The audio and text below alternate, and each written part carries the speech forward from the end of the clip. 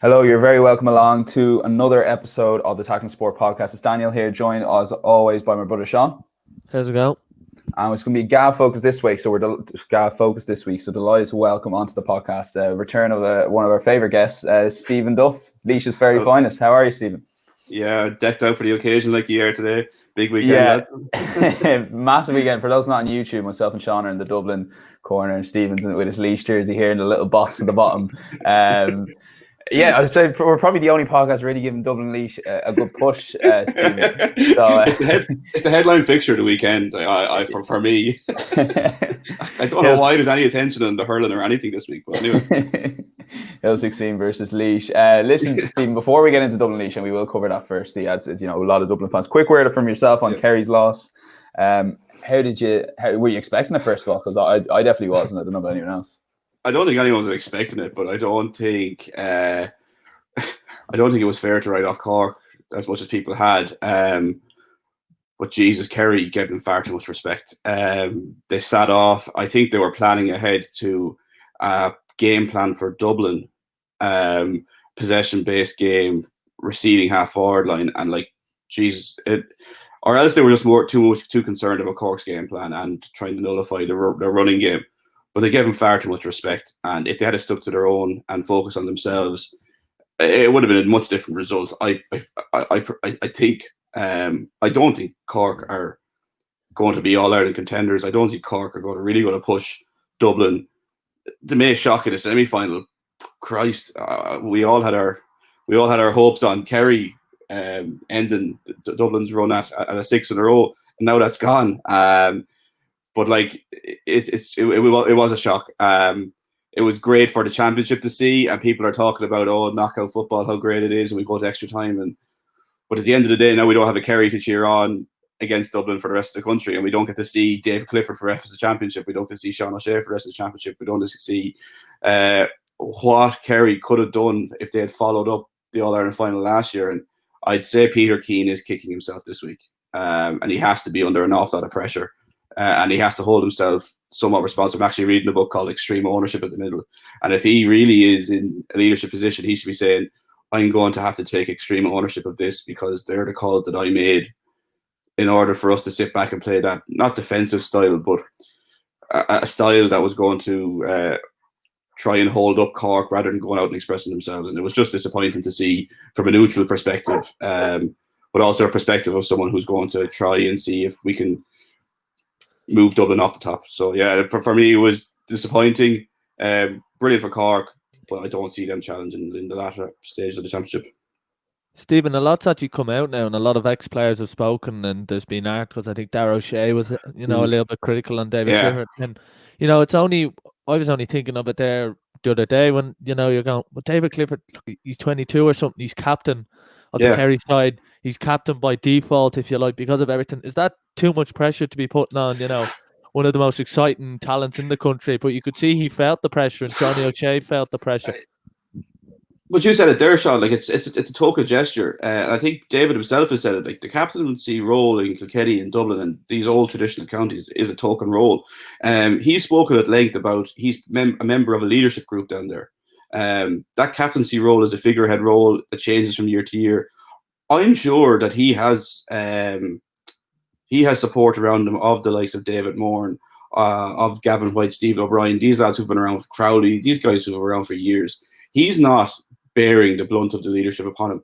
He does have a huge amount of pressure because he is this poster boy of the GA at the minute, and he is in this Messi versus Ronaldo, Clifford versus Con debate at the minute, and like that brings its own amount of pressure. And he's a young kid, and he's going through it all. And yeah, that's fine, but I don't buy the whole captaincy thing. That's a title.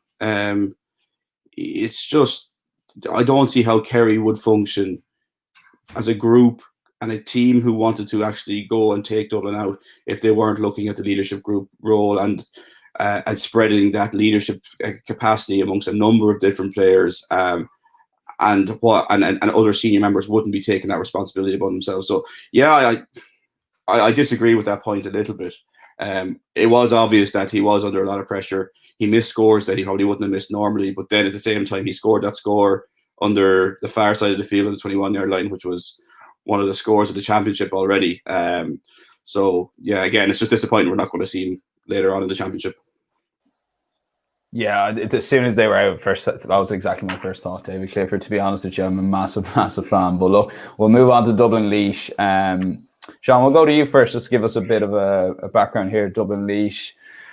Are you expecting much of a game? Are you expecting Laois to put up much of a fight? Or do you think kind of Dublin will steamroll this like they have, the last, 10, 11 championships? Look, I think you're going to see more of a fight because teams have come to the conclusion that it is knockout football, and, the best way to go down is to go down fighting and with, your boots on. I think Cork probably showed that. I from very early on in that Cork-Kerry game, you felt that Kerry were being dragged into a battle that, they shouldn't have been in. And maybe, if you like, they kind of brought it on themselves. But Cork were very good, and they made it a dogfight. And they made it a low-scoring game, if you like, and sort of a game, a few chances. And that's what Laois have to do. They've got to take the game to Dublin. They've got to try and make it a battle as much as possible. And at the end of the day, Westmeath did a little bit of it. They did a little bit of damage limitation, and there was a little bit of that during the game. And you could tell they didn't want, Dublin going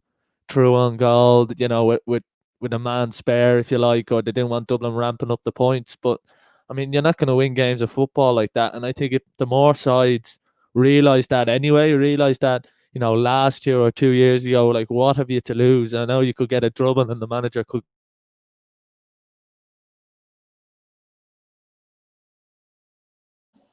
We seem to have lost Sean there, Stephen. I'll go over to you in terms of Laois. How do you see them going? And a little pick up on a couple of points Sean was making there as well.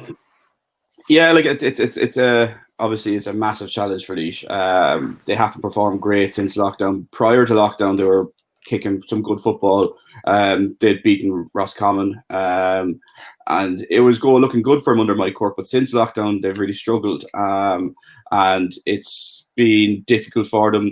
They haven't had a set best 15. They've lost a couple of players as well since lockdown, and the loss of Donny Kingston as well has been a massive loss for Laois.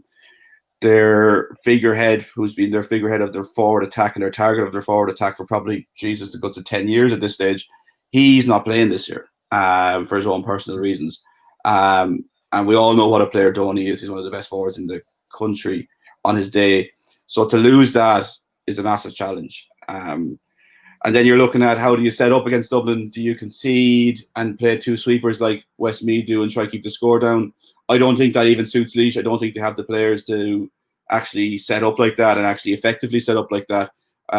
So I don't see him going that way. Do you go 15 on 15? It leaves the game awful open.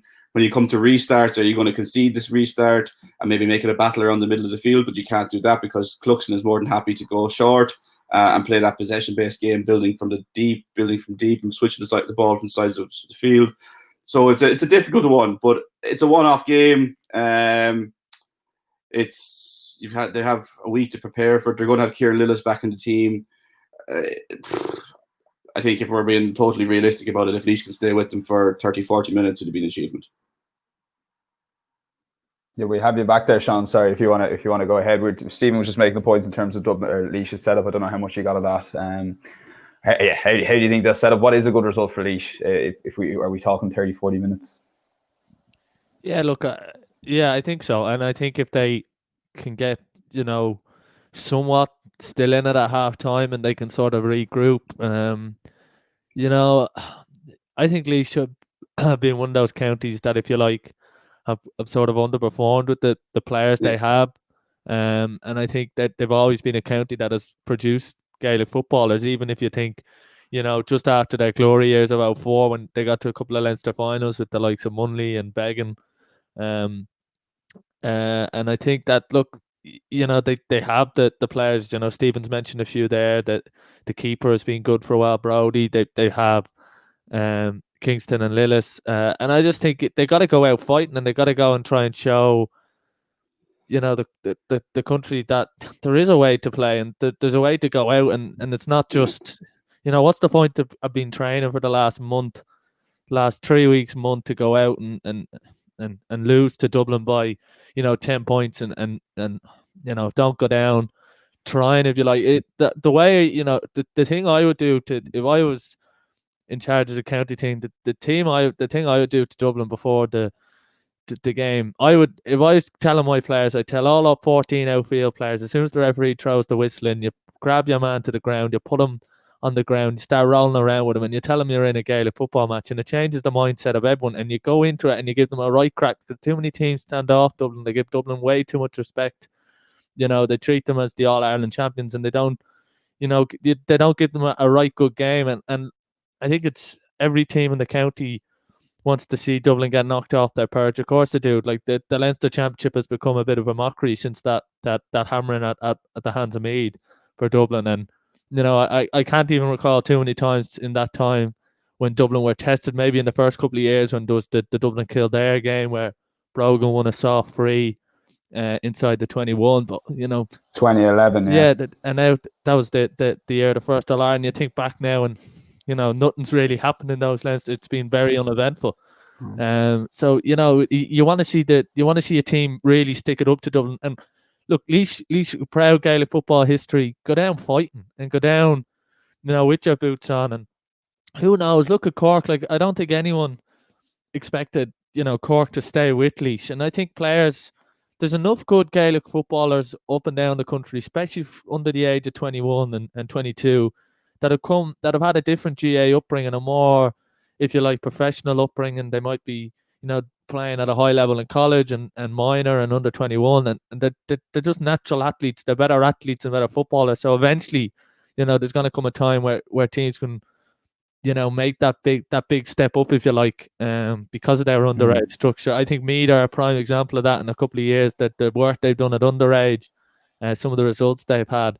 And I think now it's about county teams realising that, you know, that there is nothing to lose. There's, like, if Laois get hockey by Dublin, well, everyone expects them to, you know, and I think people in the country would rather see Laois lose by 22 points than lose by, you know, 9 and never be in it. Yeah, like I think look, everything you've said is right, Sean, and I think if we're realistic about it, it's going to be a Dublin win. And the main point of interest for the neutrals this weekend is going to be the changes that Desi has made to Dublin. What are they going forward? We saw it at Westmeath at the weekend, and maybe they didn't get to express themselves in that game because Westmeath had the two sweepers. But if Desi's going to really have an impact on this team, he needs to be seen to put his own stamp on it. I don't think he needs to change a huge amount, but he probably wants to do his own few tactical changes here and there. And one thing that probably what that did disappoint him last week was their lack of goals.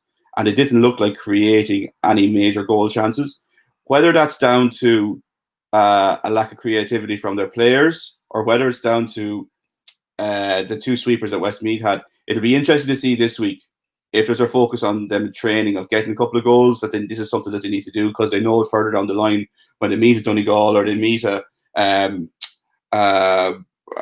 Galway or Mayo or whoever's left, or Cork, that they will need to get goals. They won't need goals to beat Laois, because in the past they've scored 20 points. Was it 120 to 10 points the last time they met? And then that time in Kilkenny it was 222 to 113. So they're well able to score over the 20 points, and we'll know to score over 20 points at the weekend. But it's them goals. Without Paul Mannion in the team, Bernard Brogan's gone, Paul Flynn's gone, Con's there, we've got Dean Rock's there, but they didn't score goals at the weekend. And there was a question that came up in the media, and they probably want to answer that question now. So that's probably the most anticipated point for neutrals, is what way are Dublin going to set up? How are Dublin going to play? How are they going to score goals? Is there a problem with their attack?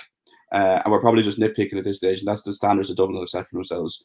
I think that one of the big changes that they've made this year is, I don't know if you guys have noticed it, is the channeling that they're doing, forcing teams coming out from their defence down the sideline a lot more. I know they did it under Jim Gavin, but there's a massive focus on it now of protecting that middle. And just explain that, Stephen, just for those listeners that aren't aware. So channeling would be just pushing the attacking player down the side, and suddenly you have a line of Dublin players trying to have a massive wall pushing them out towards the sideline. They're almost pivoting their defence either 90 degrees left or 90 degrees right.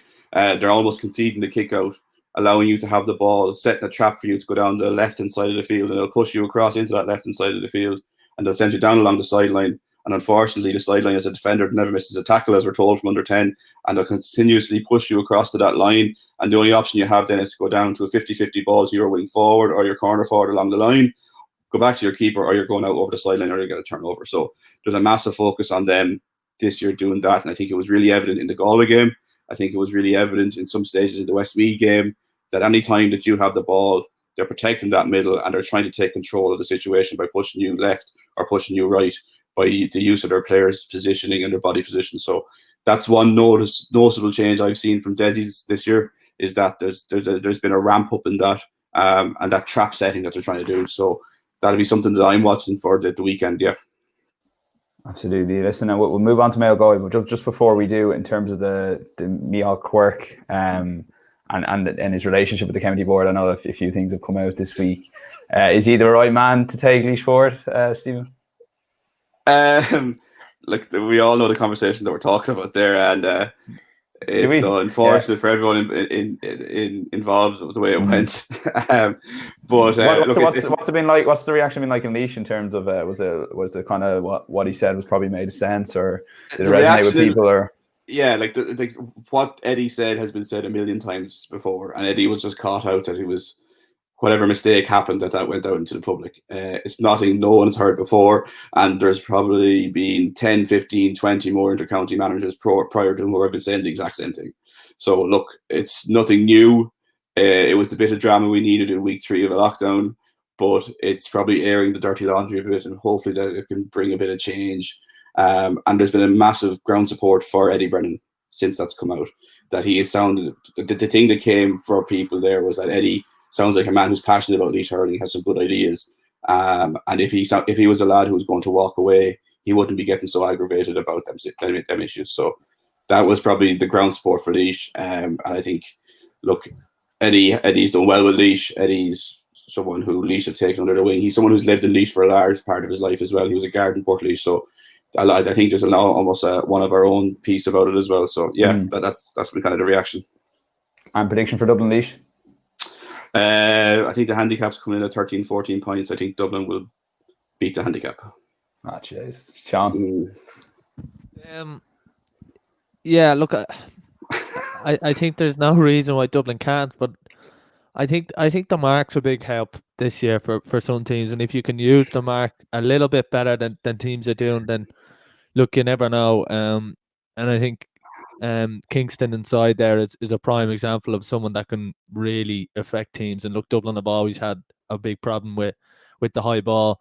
Look, I think Dublin by maybe 7 or 8, but I hope and I think Laois will give us a better game than what Westmeath had. And I think I see Laois, getting the goals from a big high ball in and sort of playing around it. But I think too many teams, when they play Dublin and they do go for the high ball in, I mean, it's a big 50-50 high ball in. I mean, if you're going for a high ball in, you've got to really get the runners off Kingston and work with it. And I think Laois can, maybe get a goal out of it. And I'm not sure if Dublin are really firing yet. I know Con missed a few chances the last day. Paddy Small, Costello when he came off, and there is a lot of that at the moment when the Dubs lads are coming off the bench. There is a lot of trying to put their name on the board and try and get a few points. But I think at the moment Dean Rock is so steady in his free taking that whatever happens in the game, even if Laois take a surprise lead or Laois go 4 or 5 points up, Dublin still have that the all reliable and Dean Rock rather than Clifford or O'Shea missing frees. And I think that's what probably sets Dublin that little bit more apart as well, is Dean Rock.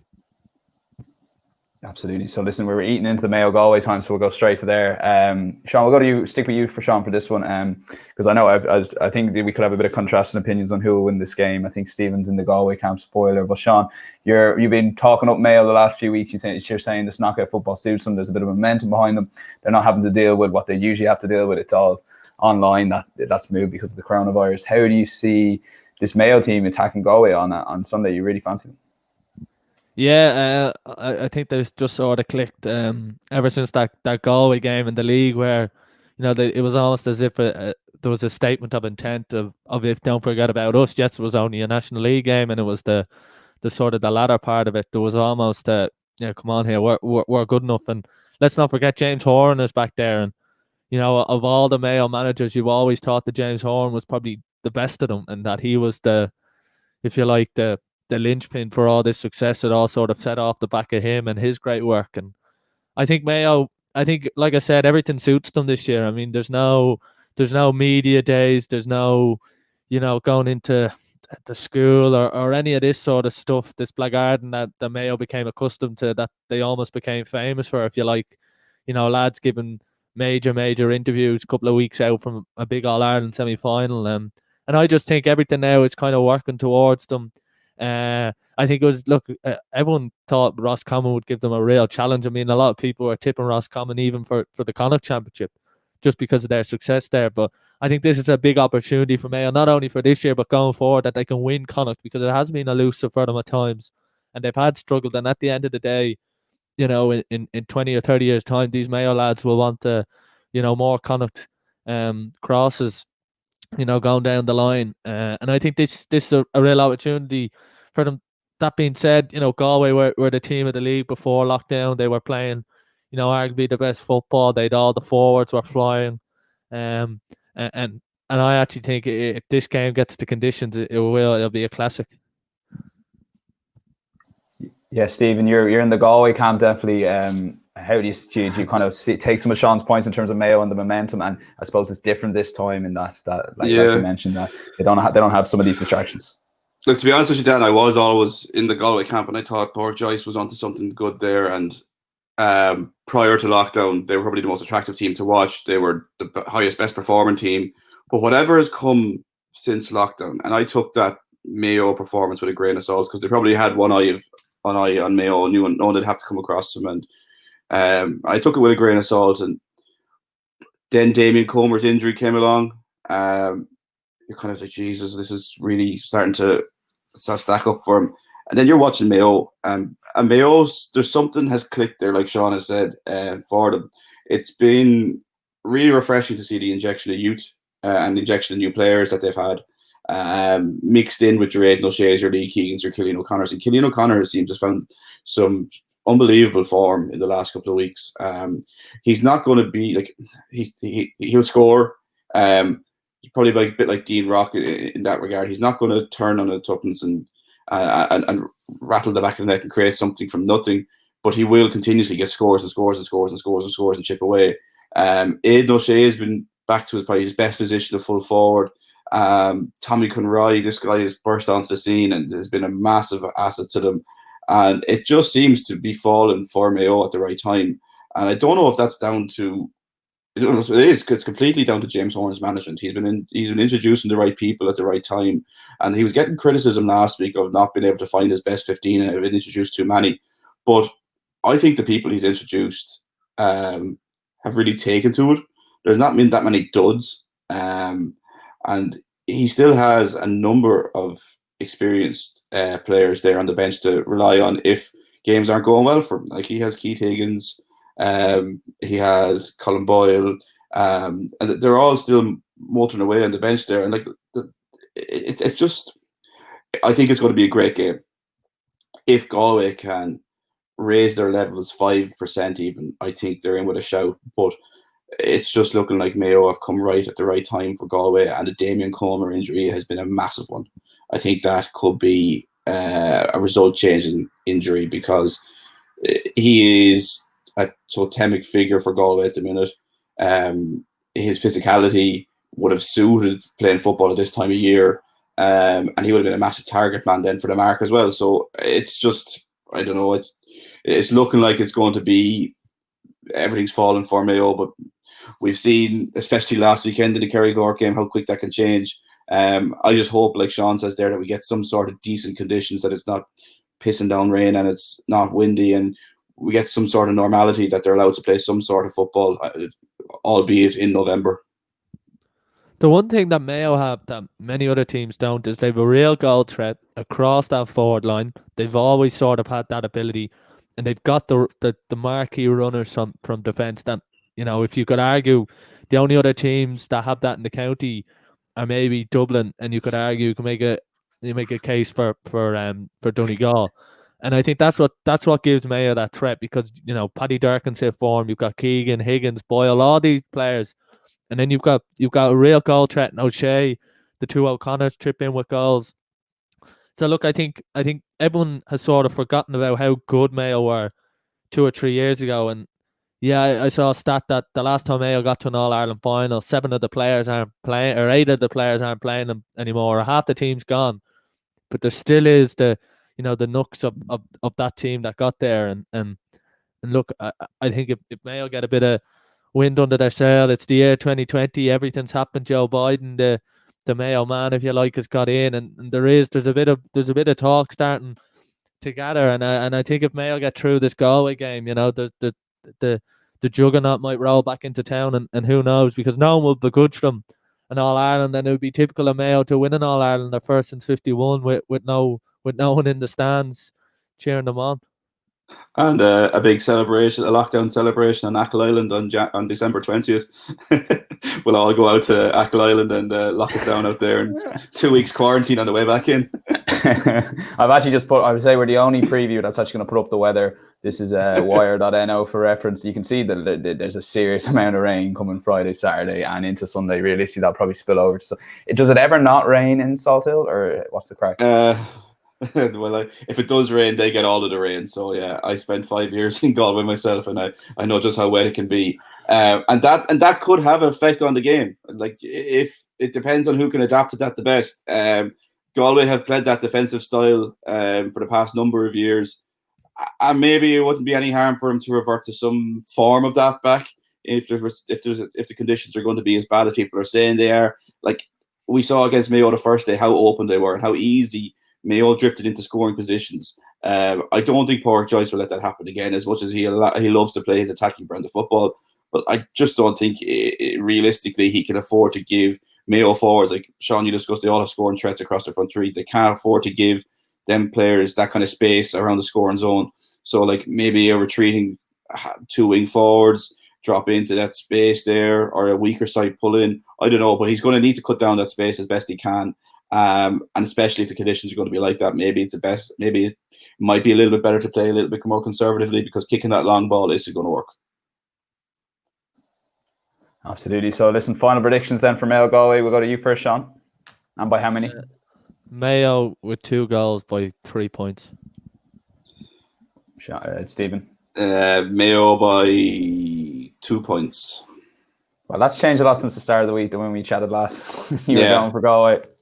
Yeah. eight no Shea masterclass. Yeah, and Tommy Conroy first goal scorer. There you are. There's your best there, guys, for anyone listening. So we'll move on to the last couple of football games we have here. A quick word on Donegal Armagh. With Kerry being gone, Donegal almost seemed like the next in line, along with maybe Mayo or Galway, whoever comes out of that.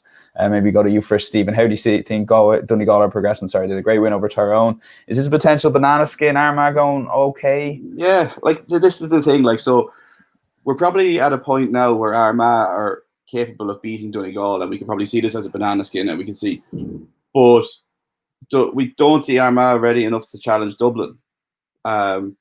So like, I don't know, it's just the enigma of this year's championship, because if you go, you're gone, you're gone. Look, I think Armagh looked pretty good. Last year was the first year that they actually got past the first round of the Ulster Championship and they beat down, and I actually think they looked okay. I actually think they looked good last week, albeit against, was it Derry?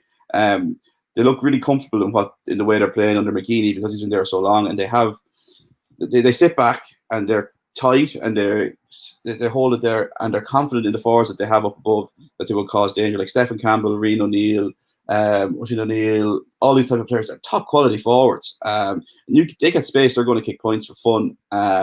So like, I personally think that Armagh could cause Donegal a problem. It probably would be a shock that they won.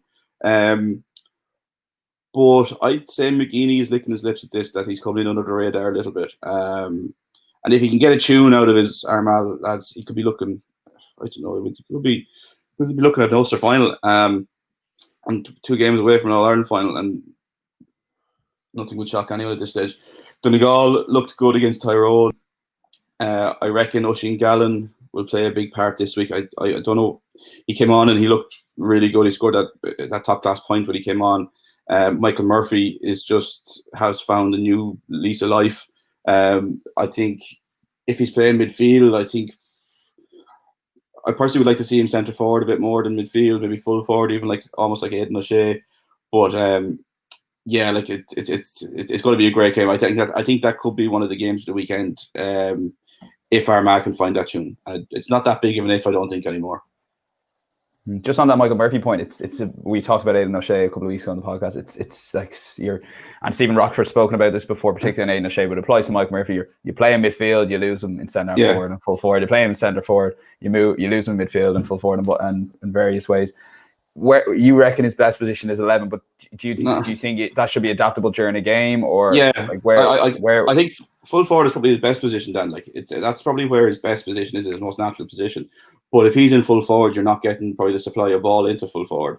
When he's played midfield, like Donegal or Tyrone showed a tactic applied when they put Tiernan McCann on him and told Tiernan McCann to go the other way and keep Michael Murphy in his defence. And that's not what you want from a Donegal point of view. And I don't think playing him at midfield is the best option. And why I would say 11 is he can almost drop out as a false 11 and play around the middle of the field, like a Sean O'Shea type of character. And at least he can impact the game going forward. And he doesn't have to drop overly deep unless you put an attacking centre back on him. But you'd nearly be at a point to say let that centre back go the odd few times, because if Michael Murphy gets a score and the centre back's on the far end of the field, he won't go again.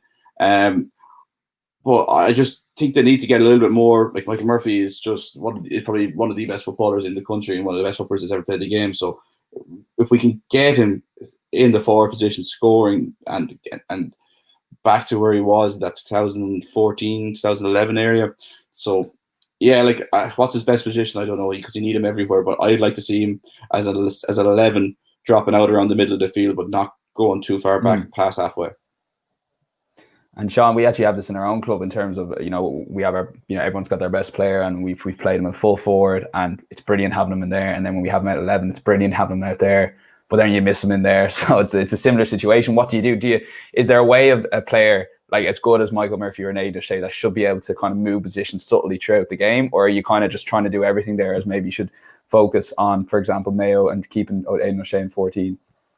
Well, Michael Murphy's your best ball winner on no matter what team he plays, and my opinion is that you want your best ball winner at number 11, because it's, you're gonna have the most 50-50 balls. You're gonna have the hardest ball is probably that one from the half back line out of defence. When teams will have the most bodies in that kind of third of the pitch or whatever it is, and I think Michael Murphy. How I would play him is I'd give him the number 11 role, but I give him free reign, whatever he wanted to do. I think he's sort of getting to that stage where, he's in his 30s and he's gonna, you're not gonna want him to do all that donkey work, and I don't know why, and I've always wondered it. And I think Cork did it in the hurling the last day with O'Connor. When Dublin were chasing the game, they just left O'Connor up there, the corner forward, and said, look, we'll do all the rest of the defending. If we get the ball to you, it's a certain score. And I don't know why Gaelic football teams, especially when they sit back a lot, I just leave someone up there, and even the doubt it causes in the mind of someone, and teams sort of have done that in the past. McFadden for Donegal was always sort of up there on his own, and Dublin would always kind of leave two men back, if you like, just to be sure. Well, Murphy's getting to that age where you just give him free reign, and he should know his limits at this stage. But no, he's an unbelievable player, and he's the type of player that Donegal need to get them through the tough moments of this game, which there will be. There will be tough moments against Armagh. The one thing Armagh have for them going forward is that forward line. Stephen mentioned the two O'Neills and Campbell. Rian O'Neill is one of the, I think, one of the most exciting prospects in the country if he can keep his, that head of his on an even keel. He's kind of known to have a moment or two. He's from Cross McGlen. They're sort of rare like that in the sense, sort of playing on that.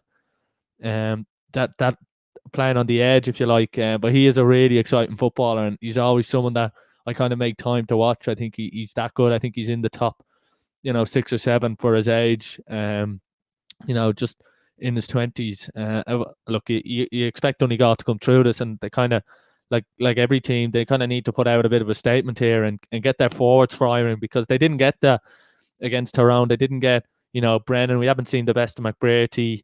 And Donegal do have forwards, but we kind of need to see them. and they can't always rely on Michael Murphy to get them through these games. I still think Donegal should have enough, but Armagh need to remember as well, it's knockout. They're a game, like Stephen said, a game away from an Ulster final, they're a couple of games away from an All-Ireland final. Just go out and give Donegal a real battle, and Armagh teams over the years have shown that they're well able for that. So your prediction for Donegal Armagh, Sean, quickly. Donegal by 4. Stephen. I think we've lost Stephen there, Sean. So we'll move on to hurling then. We'll get Stephen's predictions in a second. Sorry, go ahead, Stephen. Sorry. I'm back here. What was your Donegal Armagh prediction? Oh yeah, sorry. Donegal by. That's what happens when you don't listen to each other's predictions. You end up just picking the same thing. Sean said the same. I'll go. I'll go. I think Armagh can potentially cause an upset, so it'll be very close. It'll be closer than that, and maybe just a victory. Sorry, quick. Anything else you want to go on the football before we maybe focus on hurling? There's Meath, Kildare. Anyone want to have a quick word? No, I just think Meath. Interested to see Meath. I think Meath could be the biggest challenger to Dublin and Leinster. Probably won't beat them, but I'd like to see what they do against Kildare this week and make a bit of a statement. And hopefully they can keep Dublin's win in the Leinster final to below 5 points. What sometimes happens is Dublin's biggest rivals tend to get knocked out by one of their other weaker rivals in Leinster. So sometimes you get to a final and it'll always just be, it won't even be the strongest county from that. It's always a mess, Leinster in general, I think. But look, there's a lot of hurling to get through. So we'll just kind of try and cover as best we can. We progress on the football there for various reasons. So we have the fixtures there below on the screen if you're not watching on YouTube. So we've got the All-Ireland qualifiers, Clare Wexford and Cork Tipperary. We have the Leinster final in Kilkenny, Galway. They're 3 in a row, 2 o'clock, 4 o'clock, and 6:15 respectively. So they're Saturday's games. There's so much going on this Masters weekend as well. Like seriously, anyone want to go anywhere in terms of the matches there? There's a couple of crackers there. The first one has to be Davy Fitzgerald against Brian Lowe in the first fixture there. Like we all know where this stems from 2014, that Fitzgibbon Cup final when Davy marched his crew across from the woods through the trees across the pitch, and that kicked off one of the most bitter rivalries between two old good friends.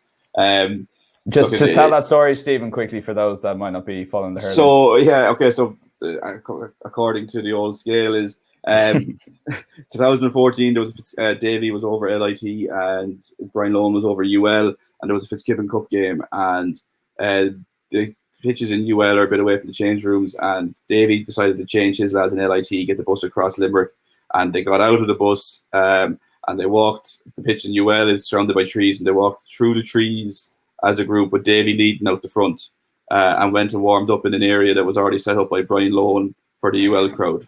And it sounds like the most 300-esque Spartan rival battle of all. But there's been numerous different issues that have gone on, and they were both over UL and LIT for some time, and there's been a number of meetings between the two, and I just don't think they like each other at a personal level anymore. But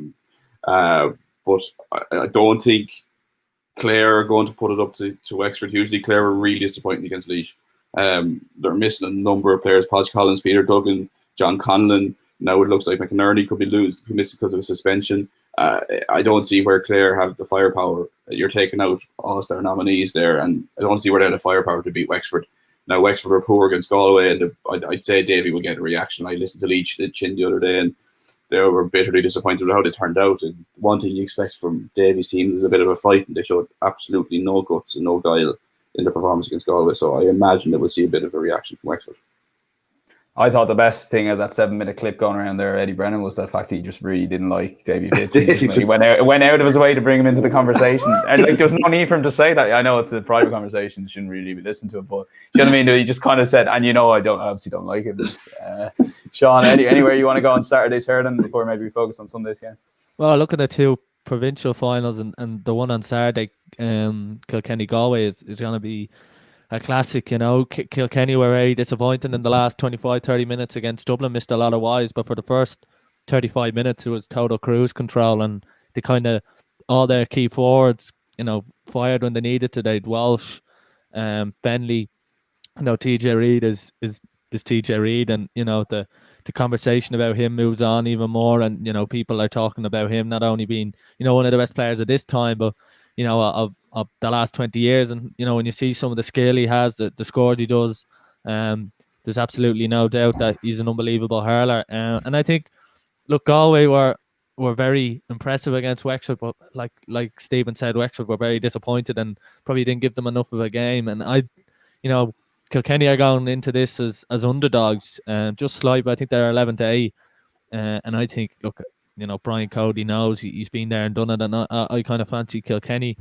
Moving on to Limerick Waterford, I think this is a little bit unfair on Waterford because they were very good against Cork, but I think Limerick are just another animal. And I said at the start of the year I kind of fancied them to go on and win the All Ireland, but after the performance against Clare, the performance against Tipperary, the same with Kilkenny, their key forwards got on and sort of took the game. Gerard Hegarty's in fine form, and Limerick have probably the best system in hurling. They all know their roles. And that's, you could name that starting 15 since their All Ireland final. It's roughly the same with a couple of new additions. And the one thing that was interesting with John Kiley is he changed Kyle Hayes from centre forward, where he's so impressive, moved him to wing back, and put Cian Lynch at centre forward, which is an interesting one. And looking back now, Cian Lynch has so much skill. It kind of makes a little bit of sense. But then you lose Kyle Hayes' direct running. But Limerick have so much quality all over the pitch, and that half back line of Burns, Declan Hannon at centre back. So look, if Waterford can really stay in the game and really, try and give Limerick a battle, because Waterford have their own quality players and they've got their own guys who can, showcase and show that they are good enough. Of course, All Ireland finalists a couple of years ago as well. So if they can just find that little bit of something, Cahill's done a good job with Waterford so far, and it was a big win over Cork, and they were impressive. But I just think maybe Limerick is that another tier. But look, they're going to be two great provincial finals. It's going to be the first provincial honours of the year. So I'm kind of going for a Kilkenny Limerick double, and I think that will be the All Ireland final. For you, Stephen, then just a quick word on maybe do you see Limerick as being the most the potential All Ireland champions, especially off their back of their impressive couple of wins and racking up some big scores? Yeah, like they were seriously impressive against Tip. Whether Tip were bad or Limerick were exceptionally good, we'll see. And Sunday or Saturday, it went Tip by Cork, but as Sean said, like the system they have, everyone fits into that system and everyone knows each other's role. To see Kyle Hayes go back to a wing back now, the one note on that is Kyle Hayes played most of his underage hurling up to as far as under 21 at centre back for Limerick. I think he's got an All Ireland at centre back for Limerick, so he has them skills in his locker. I think John Kiley changed him to centre forward, so that switch, as much it might have been surprises straight off the bat, I think to Limerick people it would have been an massive surprise. I think, yeah, Limerick have to be favourites. Kilkenny there as well, and I like what Cork did last weekend. I think Cork were really poor in their first game, showed no fight, there was no blocking, there was no harrying, there was no hooking, there was no tracking back. But against Dublin, that came in troves, and the likes of Mark Coleman sweeping up, and then you had James Harnedy, Patrick Horgan, Decky Dean, and Robbie O'Flynn, who came to life against Dublin. And if they could get that same kind of a tune this weekend against Tip, Liam Sheedy could be in trouble, and he could be looking at another 2017 or another 2010 situation again, where he lost to Cork. Especially 2010, it was the year they won in 2009, if I'm right, and the next year they came out and they lost to Cork. So it depends if they can get ball into James Callan and Jake Morris. Limerick didn't give any space around the middle of the field for Tip to deliver ball into Jake Morris and James Callan, so they're living off scraps. So if Tip can sort that out and find a way to get ball in, that should be another cracking game. But that game should also show us where Limerick are, and whether Tip were way off on that day, which I suspect they might have been. Yeah, I kind of fancy Tip, but like you said, Liam Sheedy needs to get a tune out of some of those key players, guys that have been there for a long time, like the Bonamar, your Brendan Marr, Callanan, all these guys. We didn't really see the best of them. Bubbles came off the bench. And the one thing I'd say about Tip is we've seen already this year that a lot of teams who played their first game, their second, and they've been poor and got maybe a wobble, have come back and shown with their second game. And I think that's what Cork did last week, and Cork was so impressive against Dublin, like Stephen said, with their work rate. And I expect Tipperary to bring it, and two sides who won't let up, and two titans of Munster hurling. So it should really be a good game. I'm going to catch you off guard with these questions, lads. Right? What's your watching plan for the weekend regarding GA? Because it's obviously the Masters on. Like, Stephen, what are you first? Maybe how do you go about? So I have the fixtures up for those not on YouTube. Okay. Saturday's games here. What's your plan of action here? Are you trying to get everything? Are you trying to maybe watch a couple of games really closely? Is the Masters always on in the background? I don't know how big you are to golf. I think you are though. Yeah, the Masters is on in the background. So it's that Friday night Irish rugby. Get up. Have a flick through the Premier League, see what's coming up. There's no Premier League this week. No Premier League internationals. International break. Okay. Ireland, England is Thursday night, 8:00. It's friendly. Okay, so we'll get that. Friday Irish rugby. Saturday. Okay, so let's look at Cork Tip. Probably first. Or sorry, no, Donegal Armagh first, and then Cork Tip for me on Saturday. John. Yeah, I think it's probably the same, and I think Kilkenny Galway is too good a game not to have on the radio, and we have the radio. So you're going full Masters, and maybe listen to the GA this weekend. Yeah. Yeah, I you haven't thought it through at all, have you? I'll probably watch a good bit of the Donegal Armagh game, the Cork Tip game, and the Kilkenny Galway game. I think you can afford to listen to on the radio, and look at the radio is unbelievable anyway. To listen to it, but I'll be definitely firmly fixed on the Masters. And then we'll move on to Sunday's game. Same to you, Stephen, applies. So the Masters, it's a lot earlier on Sunday, if you didn't know. So 3:20 our time is going to be the last group teeing off. So you're in massive trouble here if you want to catch the 4:00 games. But yeah, you're obviously going all in on Galway Mayo, I take it. Yeah, Galway Mayo and Dublin Laois. Stephen or Sean, sorry. Yeah, Galway Mayo. And I'd probably watch the first 25-30 minutes on Dublin Laois. I think that'll give you a big indication of what sort of game will be, and if it's the way many people expect and probably don't want it to be, then I think the Masters will probably be on. But that being said, you've got Limerick and Waterford, which is, in a way, that the timing on Sunday at 4:00 is probably a good thing for many that Kilkenny Galway's on Saturday night, because they might prefer to watch that game as opposed to Limerick and Waterford, because Waterford could just be a level off Limerick. But look, it's another great weekend of Gaelic. Absolutely, Sean. And a quick word just on the Irish rugby team. There's 2 new caps in the Ireland squad, and James Lowe is going to be making his debut. Yeah, that's a major addition, and I think a lot of people are looking forward to that next World Cup with James Lowe being on the left wing.